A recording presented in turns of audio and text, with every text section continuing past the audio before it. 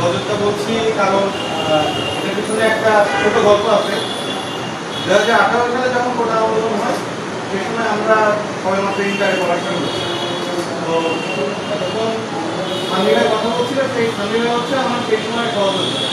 আমরা নিরাপদ সড়কটা আন্দোলনে একসাথে আসছে মানুষ ছিলাম, স্লোগান দিয়েছে একটু আটানাতে আমাদের নেতৃত্বে মূলত আন্দোলনটা হয়েছে। এবং পরবর্তীতে 24-এ কোটা আন্দোলনে আমি 17 তারিখ পর্যন্ত ঢাকায় অবস্থান করি। আমি 3 তারিখ থেকে আন্দোলনটা শুরু করছিলাম। তো 17 তারিখে আমার উপরে নির্দেশনা আছে যে জেলাতে যে আন্দোলনটা জেলায় কীভাবে নির্গমন করা হবে সেভাবে আর কি দিক নির্দেশনা দিয়ে আমাকে জেলাতে আর কি পাঠানো। তাহলে আমি জেলাতে আসার পরে আমার আঙ্কেলরা জেলা আঙ্কেলকে আরও যারা কথা বলছেন আমি অনেকের সাথে যোগাযোগ করছি আমরা কীভাবে আন্দোলনটাকে একটু কঠিনভাবে করতে পারি, বড় আকারে করতে পারি, আমাদের সবার নিরাপত্তা সহ সে বিষয়ে আলোচনা করি, বিস্তর আলোচনা করে অনেক কিছুতে বসি। কিন্তু সর্বশেষ আসলে যে ব্যাপারটা হয় সেটা হচ্ছে আমাদের কমিউনিকেশন যে প্যাসেঞ্জারগুলো এখানে আমাদের যে জায়গাগুলো আমরা নির্ধারণ করি বা যে স্পটগুলো আমরা চিন্তাভাবনা করে রাখতে সেগুলো ফাঁস হয়ে যায়। কেন যেন সকালবেলা সেটা ফাঁস হয়ে যায়, আমাদের ভিতর থেকে এটা করছে কেউ না কেউ। এসব কথা বাদ দিই, মূলত যে কথা আসছে আজকে একটা বছর পূর্ণ হচ্ছে 5 আগস্ট আন্দোলনের স্বৈরাচার ফলানো। তো এই আন্দোলনে আসলে আমি একজন স্টেক হোল্ডার হয়ে বলতে চাই যে আমাদের মূল উদ্দেশ্য এটা ছিল না যে স্বৈরাচার হাসিনা হচ্ছে দেশ ত্যাগ বা তার পতন। এর ভিতরে আমাদের আরো অনেক কিছু জড়িয়ে আছে। এই স্বৈরাচার যে ব্যবস্থাপনা এটারও একটা ধ্বংস।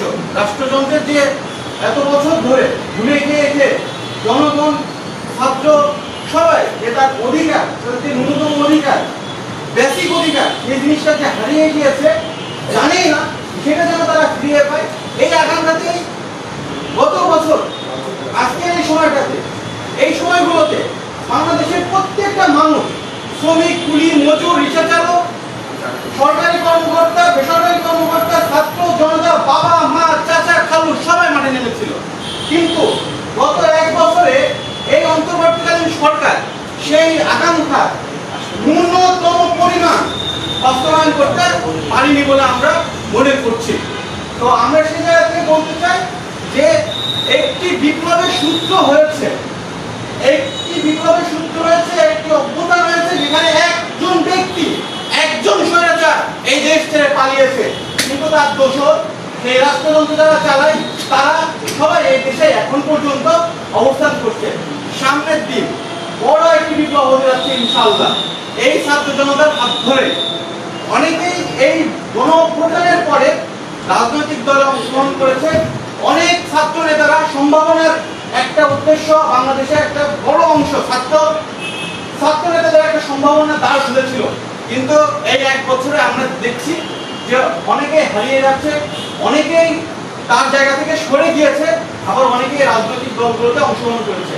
আমি এখানে বলতে চাই যে রাজনৈতিক দলগুলোর একটা বড় ব্যর্থতা, তারা এই ছাত্র যে সম্ভাবনার দ্বার ছিল তাদেরকে তারা ব্যবহার করতে পারেনি, তাদেরকে তারা কাছে টানতে পারেনি। এই ব্যর্থতা যেমন রাজনৈতিক দলগুলোর আছে, এই ব্যর্থতা আছে এই বিপ্লবের সাথে স্টেক হোল্ডার যারা ছিল তাদেরও। এবং এই জুলাই গণ অভ্যুত্থানের পক্ষ থেকে আমি বৈষম্য বিরোধী ছাত্র আন্দোলনের একজন সাবেক নেতৃবৃন্দ হিসাবে আপনাদের কাছে অসংখ্য কৃতজ্ঞতা প্রকাশ করছি। আমরা আপনাদের সকলকে আরেকটা বিষয় জানাতে চাই যে আগামী বাংলাদেশ গড়তে, আগামী বাংলাদেশের জনগণের আকাঙ্ক্ষা নিয়ে কাজ করতে সকল রাজনৈতিক দলের অবশ্যই ঐক্যবদ্ধভাবে একসাথে কাজ করা লাগবে। ছাত্রদেরকে, জনগণকে সাথে নিয়ে এবং সেই সাথে গণমাধ্যম কর্মীরা যারা চুয়াডাঙ্গাতে এতদিন যাবৎ আমাদের খবরগুলো সত্যনিষ্ঠার সাথে প্রকাশ করেছেন, আপনারা সেই জায়গা থেকে সামনের দিনেও একই স্পিডের সাথে কাজ করবেন বলে আমরা আশাবাদী এবং ধন্যবাদ, কৃতজ্ঞতা জানিয়ে আমি আমার কথা শেষ করছি।